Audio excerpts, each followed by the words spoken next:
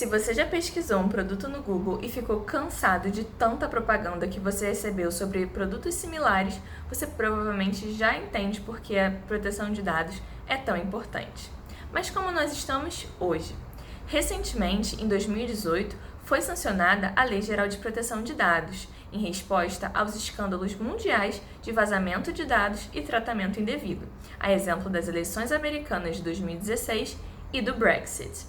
Essa lei é inspirada na GDPR, a Lei Geral de Proteção de Dados da União Europeia, e tem o trabalho fundamental de balancear os direitos da personalidade junto ao capitalismo informacional que vivemos hoje. O artigo 2º da LGPD define como algumas de suas diretrizes o respeito à privacidade, a autodeterminação informativa e o desenvolvimento econômico e tecnológico.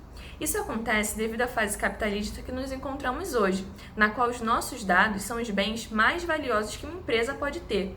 Não é à toa que as empresas que tratam dados hoje em dia são mais ricas do que as empresas que trabalham com petróleo. Embora os dados tenham se tornado somente recentemente uma verdadeira mina de ouro para os empresários, a legislação brasileira trata do tema desde a Constituição de 88. Em seu artigo 5º, incisos 10 e 12, já é protegido a vida privada e o sigilo da correspondência e de dados.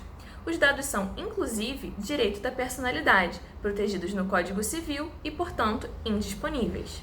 No entanto, no atual cenário, os dados são fonte vital de nossa economia, de forma que tratá-los como mero direito indisponível traria grande prejuízo econômico para a nossa sociedade mundial. O papel da LGPD, portanto, é balancear a relação entre direitos indisponíveis e direitos patrimoniais, uma vez que o tratamento de dados como mero direito da personalidade inviabilizaria a economia crescente, enquanto o tratamento de dados enquanto mero direito patrimonial é uma grave violação aos direitos da personalidade. Vamos começar, portanto, por alguns dos princípios mais importantes da LGPD: a finalidade, adequação e necessidade, bem como a prevenção, segurança e responsabilização. O princípio da finalidade diz que os dados devem ser tratados com uma finalidade específica. Nós sempre temos que saber para que nós estamos fornecendo os nossos dados. A adequação significa que o processo de tratamento tem que ser totalmente adequado à finalidade e não dar margem para tratamentos indevidos. A necessidade significa que as empresas só podem utilizar o mínimo necessário de dados. Se a empresa pode conseguir tal informação utilizando apenas um dado, ela não deve captar toda a nossa informação de navegador, por exemplo. Enquanto isso, os princípios de segurança e prevenção determinam que o empresário deve garantir toda a segurança durante o tratamento de dados, a fim de impedir eventuais danos aos direitos dos titulares.